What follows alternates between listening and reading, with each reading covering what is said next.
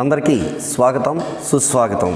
విజయనగరం జిల్లా విద్యాశాఖ మరియు డీసీ బోర్డు వారు ప్రయోగాత్మకంగా నిర్వహిస్తున్న ఈ విజయనగరం ఆన్లైన్ స్కూల్కి స్వాగతం పలుకుతూ, ఈ కోవిడ్ వల్ల విద్యార్థులు చదువులకు దూరం కాకుండా ఇంటి వద్దనే ఉంటూ టీవీల ద్వారా ఆన్లైన్ క్లాసులను మన విజయనగరం ఉపాధ్యాయులు క్లాసులు చెబుతున్నారు. ఇంటిలోనే ఉండండి, క్షేమంగా ఉండండి, సరేనా? ఈరోజు నేను చెప్పబోయే పాఠం 10వ తరగతి అంతర్రాష్ట్రీయ స్తర్ పర్ హిందీ. నా పేరు Y Srinivasarao. ZP high school కుమిలిలో నేను స్కూల్ అసిస్టెంట్గా పనిచేస్తున్నాను. ఇప్పుడు అంతర్రాష్ట్రీయ హిందీ పేజ్ నెంబర్ 30 తీయండి. 30వ పేజీలో अंतर्राष्ट्रीय स्तर पर हिंदी उन्मुक्तीकरण चूडंडी. पशु पक्षियों की भी भाषा होती है. इसका मतलब वे एक दूसरे के आशय बखूबी समझ लेते हैं. यह बात है तो पशु पक्षियों की मनुष्यों जैसे सुविकसित भाषा नहीं होती, पर वे सीधी सादी आवाज़ों और क्रियाओं से आने भाव व्यक्त कर सकते हैं. ये बड़ी आसानी से खुश, भय, चेतावनी, आमंत्रण जैसे कई भावनाएं दर्शा सकते हैं. किसी पक्षी द्वारा किए गए संकेत अन्य पक्षी भी पहचान सकते हैं. అర్థమైందా? ఉన్ముక్తీకరణలో ఏం చెప్పాడంటే, పశు పక్షికి भी భాష होती है. పశు పక్షులకు కూడా భాష ఉంటుంది. ప్రతిదానికి మన భూగోళం మీద ఉండే ప్రతి జీవికి కూడా వారికి భాష ఉంటుంది.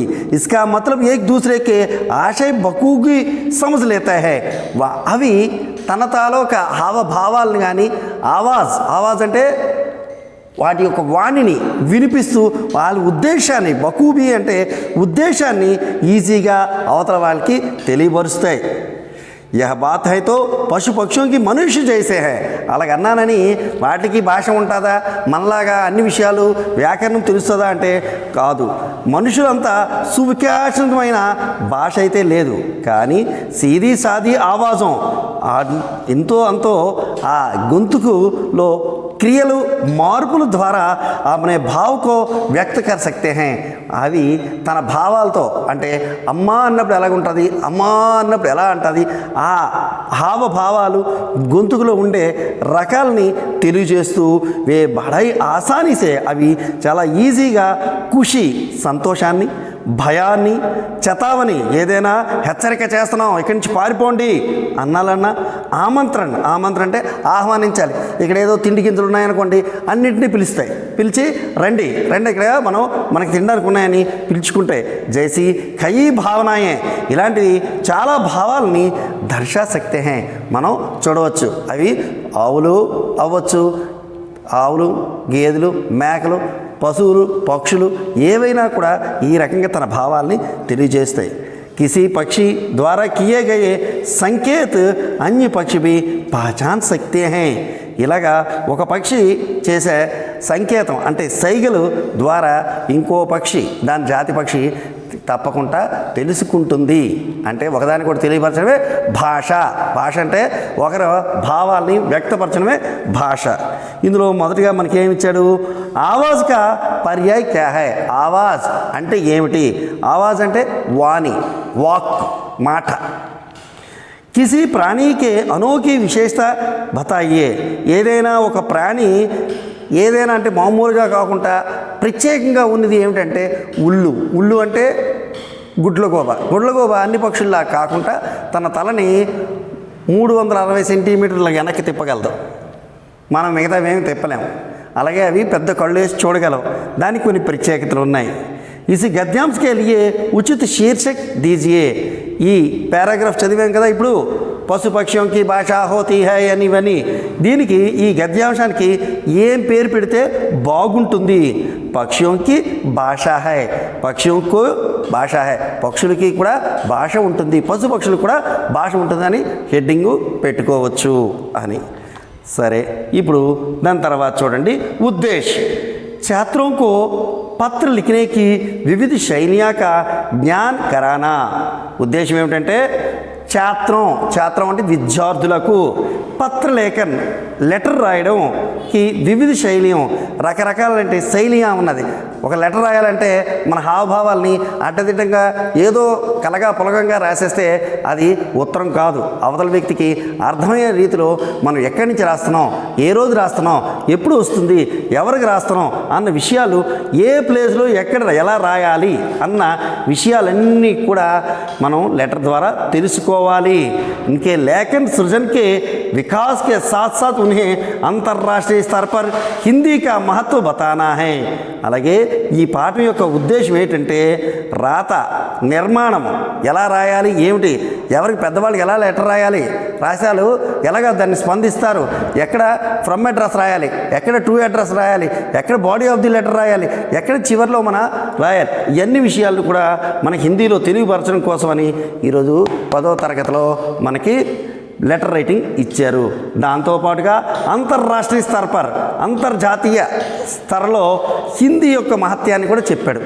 హిందీ కేవలం భారతదేశానికే కాదు అంతర్రాష్ట్రీయంగా కూడా ఎదిగిందని చెబుతూ మనకి ఈరోజు ఈ పాఠంలో పూర్తి వివరణ ఇవ్వడం జరిగింది. विधा विषय पत्र उद्देश्य के एक प्रमुख विधा है. पत्र लेखनలో ఒక ప్రముఖమైన విభాగం पत्र विधा के पाठ के प्रेषक अपने विषय को जुड़ा पत्र पाने वाला, पावक అంటే पत्र पाने वाला అంటే टू एड्रेस, ప్రేషక్ అంటే ఫ్రమ్ అడ్రస్. పత్ర విధాకే పాఠమే లెటర్ రాసేటప్పుడు ఎల్లప్పుడూ కూడా ప్రేషక్ అంటే ఫ్రమ్, నువ్వు ఎవరికి రాస్తున్నావు, నువ్వెవరు అసలు అంటే అవతల వాడు లెటర్ చూడగానే ఎవరు రాశారు, ఏ విద్యార్థి రాశాడు, ఎవరు రాశారు, సామాన్యులు రాశారు, ఎవరు రాశారు ఏమిటనే విషయాన్ని మనం తెలియపరచాలి. ప్రేషక్ అంటే ఫ్రమ్. ఇప్పుడు మనం ఉదాహరణకి మనం చుట్టి పత్రం నేర్చుకుంటున్నాం. చుట్టి పత్రం ఏం రాస్తున్నాం, ఫస్ట్ మీరు మీ ఊరి పేరు రాస్తారు, తారీఖు వేస్తారు, వేసిన తర్వాత ఎవరు ఆ విద్యార్థి, ఉదాహరణకి శ్రావణి, నెంబర్, ఆ నెంబర్ ఎంతో రాస్తాం, జెడ్పీ హై స్కూల్, ఆ తర్వాత విజయనగరం అని రాస్తాం. ఈ రాసేటప్పుడు ఆహా ఈ అమ్మాయి నాకు రాసిందా, ఈ అమ్మాయి నా క్లాస్ కాదు కదా, 10th క్లాస్లో ఈ అమ్మాయి ఏ సెక్షనో బి సెక్షనో అనుకో, నాకు కాదమ్మా ఇది ఆసారికి ఇవ్వండి అని ఈజీగా చెబుతారు. లెటర్ అంతా చదవకముందే ఫ్రమ్ అడ్రస్లో తెలిసిపోతుంది. ఆ తర్వాత ఆ లెటర్ ఈ అమ్మాయి రాసింది కరెక్టే, నాకు రాసిందా, ఎవరికి రాసిందా అంటే ప్రాధ్యాపక అన్నదా, ప్రధాన అధ్యాపిక అన్నదా, లేకపోతే క్లాస్ టీచర్ అన్నారా, ఏమిటన్నారో చూసుకొని టూ అడ్రస్లో చూసుకొని మనం ఈజీగా చెప్పేటట్టుగా ఉండాలి. అంతేగాని ఏదో రాశాను అంతా కలగా పొలగంగా రాస్తే మాత్రం అది పద్ధతి కాదు. పద్ధతి అంటూ ఒకటి ఉంది, ఆ పద్ధతి ప్రకారంగా నేర్చుకుంటేనే మనకి సరిగ్గా ఉంటుంది అనే ఉద్దేశంతో ఈరోజు పత్రలేఖనం ఇవ్వడం జరిగింది. पत्र गति की एक प्रमुख विधा है. पत्र विविध पाठ के प्रेषक पाने वाले जुड़ा पत्र प्रेषक है के नाम लिखता है. इसमें एक मित्र अपने दूसरे मित्र को हिंदी सीखने तथा उससे होने वाले लाभों के बारे में बता रहा है. ఈరోజు మనకి ఇచ్చింది ఏంటంటే ఒక మిత్రుడికి, ఒక ఫ్రెండ్కి, అప్నే మిత్రు దూసరే మిత్రుకో, ఒక ఫ్రెండ్ ఇంకో ఫ్రెండ్కి ఉత్తరం హిందీ యొక్క ఆవశ్యకత, హిందీ వల్ల లాభాలు ఏమిటి, హిందీ నేర్చుకుంటే ఏమైనా లాభం ఉందా అన్న విషయాన్ని ఈరోజు తెలియపరచడం కోసం ఈ పత్రలేఖనం జరిగింది. లాభాల గురించి అంటే ఇది చదివితే ఏమిటి ప్రయోజనం, నాకు భవిష్యత్తు ఉంటుందా, ఈ భవిష్యత్తులో ఏమిటి చేయాలి, హిందీ నేర్చుకోవడమా లేకపోతే ఇక్కడికి ఆపేయాలా, ఏమిటి చేయాలి దీనివల్ల అని మనకి ఈ పాఠం ద్వారా తెలియపరుస్తున్నారు. పేజ్ నెంబర్ 31 అంటే 31 తీయండి. విషయ ప్రవేశ్. हिंदी एक ऐसी भाषा है जो भारतीयों की सांसों में बसी है. హిందీ ఐసీ భాష హై. హిందీ ఇటువంటి భాష ఎలాంటిదంటే భారతీయుల యొక్క ఊపిరిలో వికసించిన భాష. అంటే వాళ్ళ ఊపిరి నుంచి హిందీ కానీ తీసామంటే భారతీయులు శ్వాస లేనట్టే. అంటే ప్రతి ఒక్కరి దాంట్లో కూడా శ్వాస ఉంది, అంటే వాళ్ళ ఊపిరిలో నిమగ్నం అయిపోయింది. ఏ సబ్కి సంస్కృతి సభ్యత వా గరిమాకా ప్రతీక్ హై. ఇది వారి యొక్క సంస్కృతి అంటే నాగరికత, సభ్యత, గొప్పతనం అన్నిటికీ గుర్తు ఈ హిందీ. ప్రతీక్ అంటే చిహ్నము, చిహ్నం అంటే గుర్తు.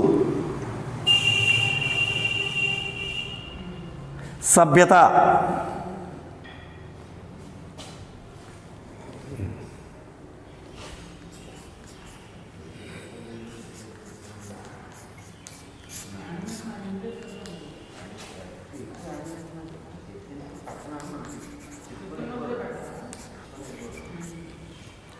నాగరికత, తర్వాత గొప్పతనమును, చిహ్న అంటే प्रतीक అంటే చిహ్నము।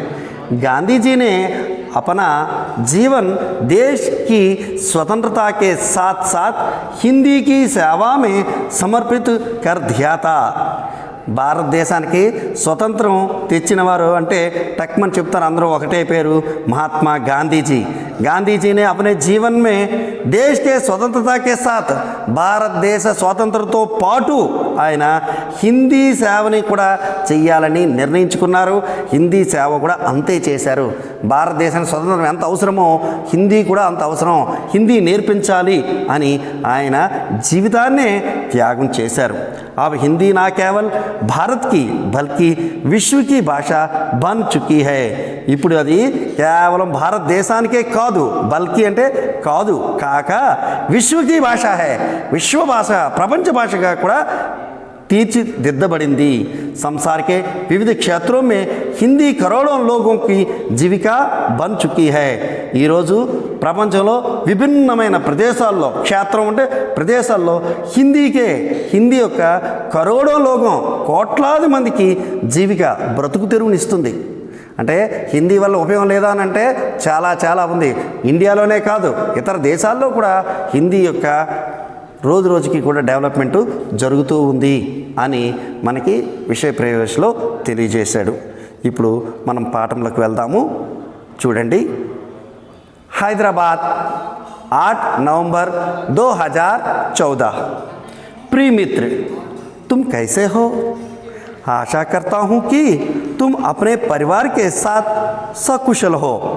यह जानकर बड़ी प्रसन्नता हुई कि तुम हिंदी से जुड़े विविध कार्यक्रमों में भाग ले रहे हो।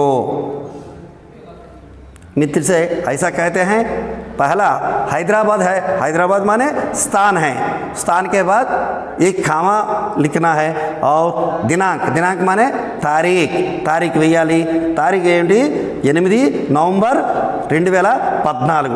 ప్రియమైన మిత్రుడికి तुम कैसे हो, నువ్వు ఎలా ఉన్నావు? ఆశా करता हूँ, నేను ఆశిస్తున్నాను, तुम भी अपने परिवार के साथ, నువ్వు కూడా మీ పరివారంతో పాటు అంటే మీ కుటుంబ సభ్యులతో పాటు అందరితో పాటు సంతోషంగా ఉంటామని। यह जानकर बड़ी प्रसन्नता हुई, ఇదంతా తెలిసి నాకు చాలా సంతోషం అనిపించింది कि तुम हिंदी से जुड़े विविध कार्यक्रमों में भाग ले रहे हो। నువ్వు ఏం చెప్పావంటే హిందీతో పాటు ఉండే కార్యక్రమాలన్నింటిలో నేను పాల్గొంటున్నాను, ఎక్కడైనా హిందీ కార్యక్రమం అయిందనుకోండి ఆ హిందీలోనే పాల్గొంటున్నాను అన్నావు, నాకు చాలా సంతోషం అనిపించింది। కార్యక్రమం भाग ले रहे हो। तुम अपने पत्र में जानना चाहा कि हिंदी भाषा का अपने जीवन में क्या महत्व है। तुम अपने पत्र में, నువ్వు నా గత ఉత్తరంలో ఏం రాశావంటే జాన్నా చాతే, తెలుసుకోవాలనుకున్నావు, హిందీ భాష యొక్క అపన జీవన కా క్యా మహత్వ హై, మీ జీవితంలో ఏమిటి మహత్యం అంటే ఏమిటి అవసరము, ఏమిటి దాని గొప్పతనము। मैं तुम्हारी जिज्ञासा के नीचे समाधान दे रहा हूँ। నీ జిజ్ఞాస అంటే ఆసక్తి, జిజ్ఞాస।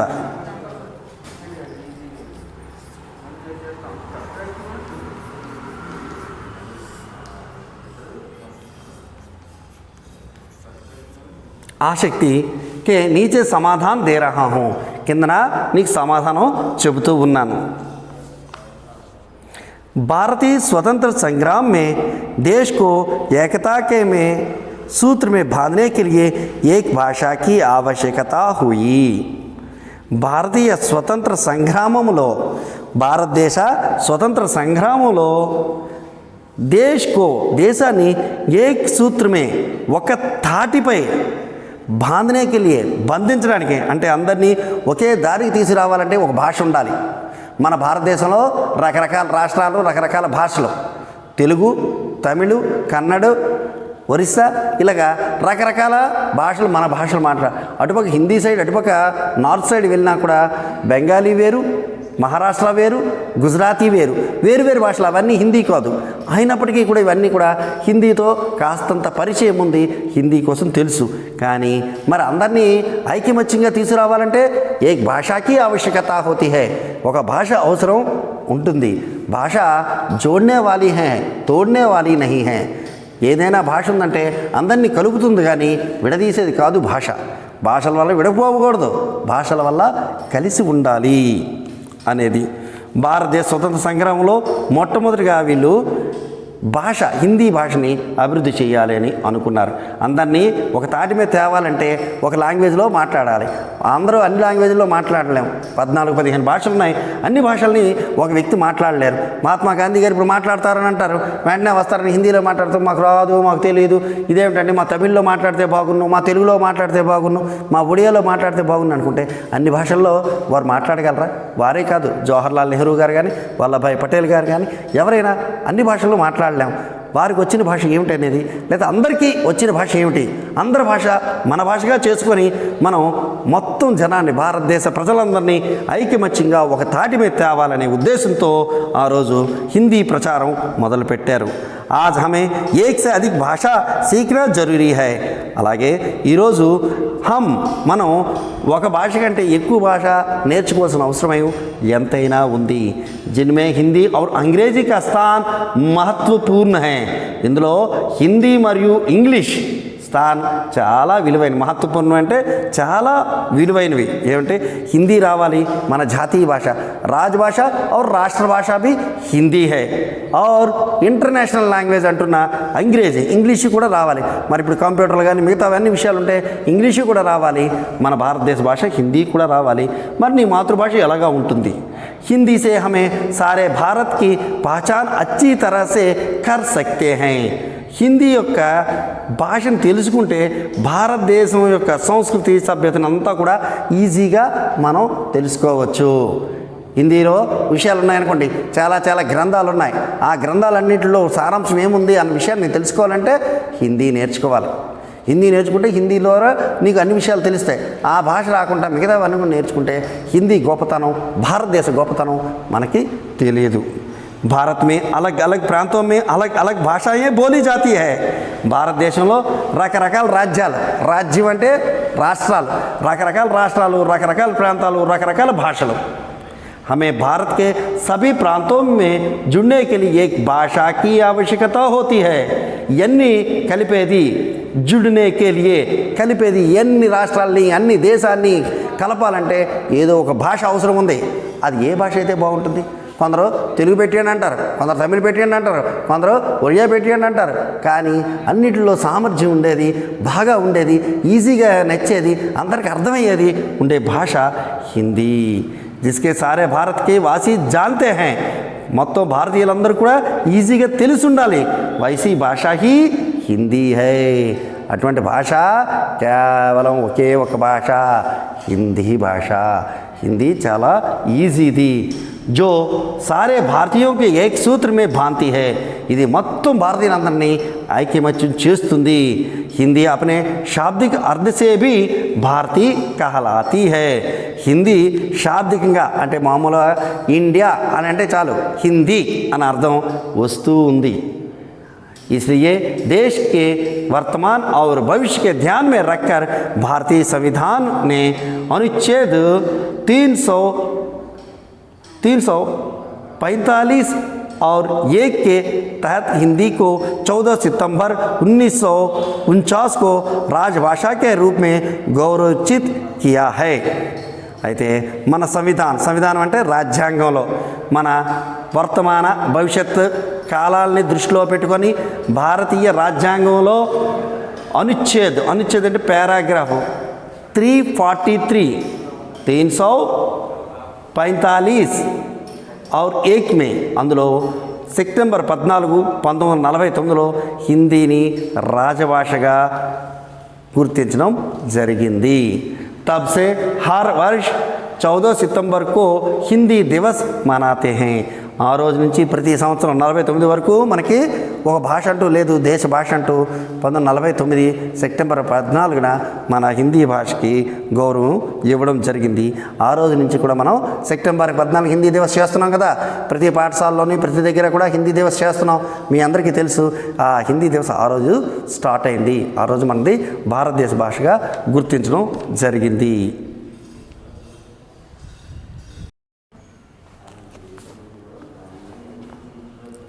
आज भारत के अलावा बांग्लादेश, नेपाल, म्यांमार, भूटान, फिजी, गुयान, सूरीनामा, त्रिनिवाड़ा एवं दक्षिण अफ्रीका, बहरीन, कुवैत, ओमन, कतर, सऊदी अरब गणराज्य, Sri Lanka, America, England, Germany, Japan, Mauritius, Australia आदि देशों में हिंदी की मांग बढ़ती ही जा रही है। హిందీ భాష ఇప్పుడు మనం చెప్పుకున్నాం కేవలం భారతదేశ భాష మాత్రమే కాదు. ఆజ్ భారత్కే అలావా ఈరోజు భారతదేశంలోనే కాకుండా ఇతర దేశాల్లో కూడా బంగ్లాదేశ్ కానీ, నేపాల్ అవనివ్వండి, మయన్మార్, భూటాన్, తర్వాత ఫీజీ, ఈ చెప్పిన దేశాలన్నీ కూడా England, Germany, Japan, Mauritius, Australia सभी देशों में हिंदी देश की मांग बढ़ती ही जा रही है. हिंदी అవసరం అక్కడ రోజు రోజుకి పెరుగుతూ వస్తుంది. విదేశం में भी हिंदी की रचनाएं लिखी जा रही है. హిందీలో రాయడం, చదవడం అనేది విదేశాల్లో కూడా ఎక్కువగా అవుతూ ఉంది. అలాగే అంతర్జాతీయంగా హిందీ కవితల పోటీలు అని పెట్టామనుకోండి, భారతదేశం కన్నా ఇతర దేశాల నుంచి ఎక్కువ కవితల పోటీలు వస్తున్నాయట. ఆ మధ్యకాలంలో మనకి గీతంస్లో ఇంటర్నేషనల్ హిందీ డే జనవరి 10వ తారీఖు నాడు పెట్టారు. పెడితే 35 దేశాల నుంచి చాలామంది వచ్చి రచనలు చేసి హిందీ నేర్చుకోవడం, హిందీ ఎలా నేర్చుకుంటే అక్కడ వాళ్ళకి ఈజీగా అర్థమవుతుందని చెప్పడం, మన వాళ్ళని అక్కడ తీసుకెళ్ళడం కూడా జరిగింది. आदि देशों में हिंदी मांग बढ़ती है. विदेशों में भी हिंदी की रचनाएं लिखी जा रही है, जिनमें वहाँ साहित्यकारों का भी विशेष योगदान है. దాంతో అక్కడ ఉండే సాహిత్యకారులు అంటే హిందీ అభిమానించే కవితలు రాసే ప్రేమికులు అందరూ కూడా సాహిత్యకారులు. ఏ హమ్ సబ్కే లియే గర్వ కీ బాత్ హై. ఇది మనందరికీ చాలా గర్వంగా చెప్పుకోవాలి. మన భారతదేశ హిందీని, మన భాషని విదేశాల వాళ్ళు రచనలు చేసుకుంటున్నారంటే మనం చాలా గొప్పగా ఫీల్ అవ్వాలి. इस तरह हिंदी की मांग आज विश्व भर में बढ़ती ही जा रही है. ఈరోజు భారతదేశ భాష అంతా కూడా విదేశాల్లో కూడా మన భాష అభివృద్ధి చెందుతుంది. इसलिए भारत के अलावा अन्य देशों को भी कई संस्थाएं हिंदी की प्रचार प्रसार में जुड़ी हुई है. ఇందులో కేవలం ఇవే కాకుండా హిందీ ప్రసారం చేయడంలోని మన వాళ్ళంతా కూడా నిమగ్నై కొన్ని సంఘాల సంస్థలు కూడా ఉన్నాయి. जिनमें केंद्रीय हिंदी संस्थान हिंदी शिक्षा प्रशिक्षण कार्यों में देश विदेशों के अलावा महत्वपूर्ण योगदान है. केंद्रीय हिंदी संस्थान ఆగ్రాలో ఉంది. కేంద్రీయ హిందీ సంస్థాన్ ఆగ్రాలో ఉంది. హిందీ శిక్షణ ప్రశిక్షణ కార్యం, హిందీ టీచర్ ట్రైనింగ్ అనేవి కార్యాలు ఎన్నో ఉన్నాయి. ఇండియాలో చాలా ఉన్నాయి. హిందీ భాష విషయాలన్నీ కూడా విశిష్టంగా తెలియపరిచి దానికి సహకరిస్తున్న ఎన్నో సంస్థలు ఉన్నాయి. आज विश्व भर में करीब 150 से अधिक विश्वविद्यालय हिंदी की कोर्सों में हैं. ఈరోజు ప్రపంచంలో సుమారుగా 150 విశ్వవిద్యాలయాలు విదేశాల్లో ఉన్నాయి. 150, 150 అంటే 150 కంటే ఎక్కువ విశ్వవిద్యాలయాల్లో హిందీ కోర్సెస్ ఉన్నాయి.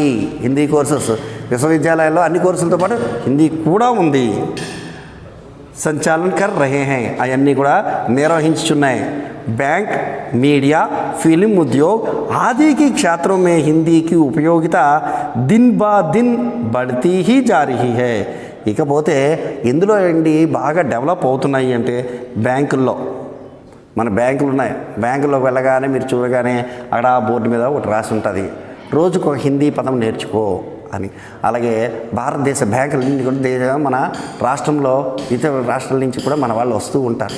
అలాగే మన తెలుగు వాళ్ళు ఇతర రాష్ట్రాలకు కూడా వెళ్తారు. అక్కడ వాళ్ళకి హిందీ అవసరం. అక్కడ వాళ్ళందరూ హిందీ వాళ్ళు వస్తారు.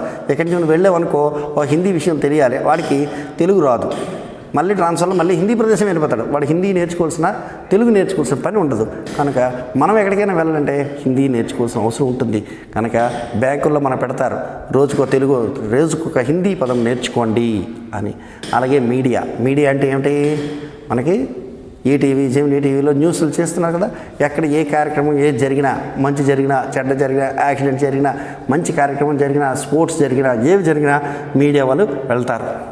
అలాగే వెళ్ళినప్పుడు ఎక్కడైనా ఏదైనా విషయం జరిగిందనుకోండి, తెలుగులోది పెద్ద సంఘటన జరిగింది ఆంధ్రప్రదేశ్లో, అది మొత్తం భారతదేశం అందరికీ తెలియాలనుకుంటే అందులో తర్జుమా చేస్తారు, అనువాదం చేస్తారు. అనువాదం చేయాలంటే వాడికి హిందీ వచ్చి ఉండాలి. అలాగే అక్కడ నార్త్లో ఏదైనా జరిగిందనుకోండి, ఏదో జల్ విస్ఫోటనో లేకపోతే ఇంకో కష్టమో మంచో చెడ్డో జరిగిందనుకోండి, ఆ విషయాన్ని మన ఆంధ్రప్రదేశ్ టీవీలో చూపించేటప్పుడు మనకు అర్థం కాదు. మనకు అర్థం కావాలంటే మనం తెలుగులో చెప్పాలి. తెలుగులో చెప్పాలంటే హిందీ వస్తేనే తెలుగులో అనువాదం చేయగలం. తెలుగు వస్తేనే హిందీ చెప్తాం, హిందీ వస్తేనే తెలుగు చెప్పగలం. రెండు కూడా అనువాదాలు అవసరం ఎంతైనా ఉంది. ఫిల్మీ उद्योग आदि क्षेत्रों में हिंदी की उपयोगिता दिन ब दिन बढ़ती ही जा रही है. ఇకపోతే సినీ పరిశ్రమ, ఫిల్మీ ఉద్యోగం అంటే సినీ పరిశ్రమ. ఈరోజు మనకు భారతదేశంలో హాలీవుడ్ తర్వాత మంది బాలీవుడ్డే పెద్ద. భారతదేశ సినీ పరిశ్రమ చాలా పెద్దదిగా అని చెప్పుకోవచ్చు. మొత్తం అంత ప్రపంచ దేశాలన్నీ కానీ హాలీవుడ్ అంటారు, మన ముంబైది బాలీవుడ్ అంటారు. దీన్ని సుమారు మన బాహుబలి సినిమా కానీ రోబో గాని సినిమా కానీ ప్రపంచవ్యాప్తంగా ప్రసారమయ్యాయి అన్ని భాషల్లో అనువదించబడ్డాయి. ఎక్కడికి వెళ్ళినా ఇది పెద్ద హిట్ అయింది. అంటే ఈ భాషలన్నీ రావడం వల్ల సినీ పరిశ్రమలో ఉన్నవాళ్ళు ఎవరో అక్కడుండే కవులు, పాటలు రాసిన వాళ్ళు, డైలాగులు రాసిన వాళ్ళు, అక్కడ డబ్బింగ్ చెప్పే ఆర్టిస్టులు, ప్రతి ఒక్కరు హీరోయిన్ డబ్బింగ్ చెప్పాలి, అలాగే హీరోకి డబ్బింగ్ చెప్పాలి, మిగతా యాక్టర్స్ అందరికీ డబ్బింగ్ చెప్పాలి, ఆ పదాలు వేయాలనుకుంటే ఆ భాష వచ్చి ఉండాలి. ఇలాంటిది ఎన్నో విషయాల్లో హిందీ అవసరం పడుతుంది. ही जारी है. इस तरह आज हिंदी के नए नए रोजगार का प्रमुख आधार बन चुकी है. అంతేకాదు రోజు కూడా వృత్తి వ్యాపారాల్లో మనం ఏదైనా వ్యాపారం చేసుకున్నామనుకోండి, ఈరోజు వ్యాపారాలు చేసుకున్న పెద్ద వాళ్ళు ఉన్నారు, వాళ్ళు నార్త్ నుంచి బట్టలు తెప్పిస్తున్నారు అనుకోండి, ఎన్నో 2 లారీలు కావాలి, ఈడెన్నో చెబుతాడు 10 లారీలు దాస్ అని అనుకో, బస్ అంటున్నాడు అనుకొని వద్దు అనేసాడు కావాలా అని వాడు తెప్పించడు. ఈడేవాడు వస్తాయన్నావు 10 అన్నావు వస్తాయనుకుని నేను ఎదురు చూస్తాడు, 10 లారీలు వస్తాయేమో. అది తర్వాత మీరు ఇలాగనలేదు, మీరు అలాగన్నారట, అలాగనలేదు ఇలాగన్నాడు. కనుక భాష రాకపోవడం వల్ల చాలా ఇబ్బందులు పడతాం. కనుక భాష నేర్చుకుంటే ఏ ఇబ్బంది ఉండదు, ఒకరికొకరు కలిసి మెలుస్తాం. ఇందాక చెప్పాను నేను, హిందీ జోడ్నే వాలి భాష, తోడనే వాలి నహి. హిందీ కలిపే భాష, విడదీసే భాష కాదు, అందరినీ కలుపుతుంది, భారతదేశాన్ని ఐకమత్యం చేస్తూ ఉంటుంది. ఇది ప్రముఖంగా వృత్తి వ్యాపారాల్లో కూడా ప్రముఖంగా పనికి వస్తూ ఉంది. హిందీ से अपने भविष्य निर्माण करने वालों के लिए राजभाषा www.rajbhasha.nic.in www.ildc.government.in తర్వాత www.bhashaindia.com www.sscnic.in www.parliamentofindia www.dps తర్వాత www.khs ఇండియా ఆర్గనైజేషన్స్ ఎన్నో ఉన్నాయి. హిందీ निर्देशालय.nic.in ఇలాంటివి ఎన్నో వెబ్సైట్లు. ఆది వెబ్సైట్ సేవా మే తత్పర హై. ఇలాంటి ఎన్నో వెబ్సైట్లన్నీ కూడా మనకి ఏదైనా కావాలి, ఏదైనా అవసరం ఉంది అనుకుంటే వెంటనే మనకు సేవ చేయడానికి సిద్ధంగా ఉన్నాయి. ఏ హమారే లియే గర్వ కీ బాత్ హై. ఇదంతా మనం ఎంత గర్వంగా చెప్పుకోవచ్చు కి సారా విశ్వ హిందీకి మహత్వ జాన్ చుకా హై. దీని ద్వారా హిందీ యొక్క అవసరం ప్రపంచానికి తెలిసింది అని. इसका परिणाम यह है कि यह सारे विश्व में 10 जनवरी को विश्व हिंदी दिवस मनाया जाता है. ఇది ప్రపంచ హిందీ డేగా జనవరి 10వ తారీఖు నాడు ప్రపంచ హిందీ దివస్ జరుపుకోవడం జరుగుతూ ఉంది. इस तरह हिंदी अंतर्राष्ट्रीय स्तर पर शोभित है. ఈ విధంగా హిందీ అంతర్జాతీయంగా కూడా ప్రసిద్ధి చెంది అంతర్జాతీయంగా కూడా హిందీ భాషని జరుపుకుంటున్నాం. हाँ, तुमने आगे की पढ़ाई के लिए द्वितीय भाषा के रूप में हिंदी के विषय को चयन करने के लिए सलाह पूछी थी. నువ్వు ఇది అడిగావు, 10వ తరగతి అయిపోయిన తర్వాత ఏం చేయాలి, ఇంటర్మీడియట్కి ఏం చేయాలి, ఇంటర్మీడియట్లో సెకండ్ లాంగ్వేజ్ హిందీ తీసుకోవాలా, తెలుగు తీసుకోవాలా, సంస్కృతం తీసుకోవాలా, ఏమిటి చేయాలి, అసలు హిందీని ఉంచాలా అక్కలే, అక్కడ తర్వాత మనకి ఆప్షన్ కదా, అందుకని ఏమిటి చేయాలి, ద్వితీయ భాషాకే రూపమే హిందీ భాషాకా చయన్ కర్నేకి సలహా పూచాతా. ఓ సలహా అడిగావు, తర్వాత నేను ఫ్యూచర్లో హిందీ తీయాలా వద్దా అని.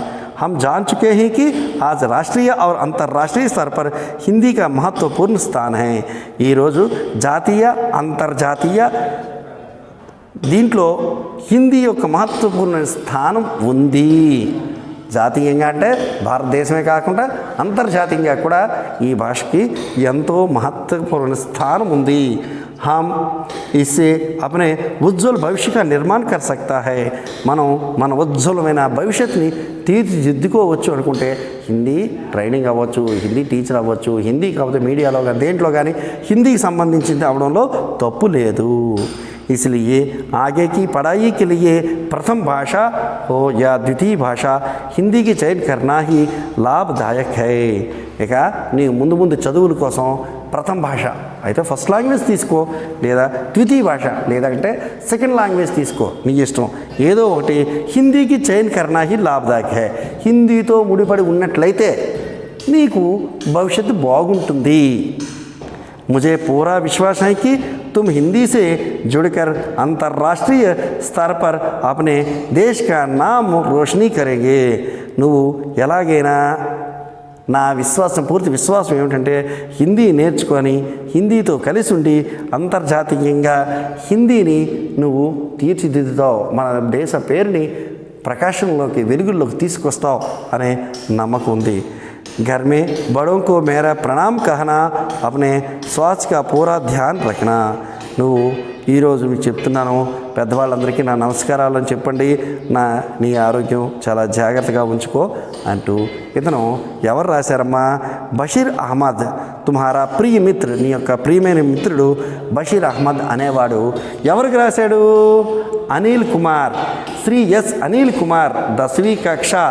అని ఏపీ మోడల్ స్కూల్ వాడికి మహబూబ్ నగర్ వాడికి రాశాడు ఏంటి రాశాడు ఇది లెటర్ అంతా రాశాడు హిందీ అవసరమా కాదా హిందీకి ఏమిటి చేయాలనేవాడు డౌట్ని అడిగినవాడు అభినవ్ కుమార్ అడిగాడు హిందీ తీసుకోవాలా హిందీ అవసరమా ఇంకా భవిష్యత్తులో హిందీతో ఏం పని ఉంది అని అన్నాడు ఇతను దాని వివరణ అంతా కూడా బషీర్ అహ్మద్ అతను మిత్రుడికి చెప్పాడు ఇది పతా అంటే అడ్రస్ అంటే ఎవరికైతే మనం పంపించాలి శ్రీ ఎస్ అభినవ్ కుమార్ గారు 10वीं కక్ష ఆ అబ్బాయికి ఇతను బషీర్ అహ్మద్ రాస్తున్నాడు లెటర్ అంతా కూడా ఒకసారి చూశారు కదా ఇదంతా కూడా మనం శుభ్రంగా నేర్చుకొని తర్వాత గూగుల్ ఫామ్ ద్వారా మీకు వ్యాకరణం కూడా చెప్పడం జరుగుతుంది ఓకే ధన్యవాద్ అందరికీ కూడా పేరు పేరు ధన్యవాదాలు తెలియజేస్తూ ఈ కార్యక్రమం వీక్షించినందరూ మీ అందరికీ కూడా ధన్యవాదాలు చేస్తూ థ్యాంక్ యూ ధన్యవాద్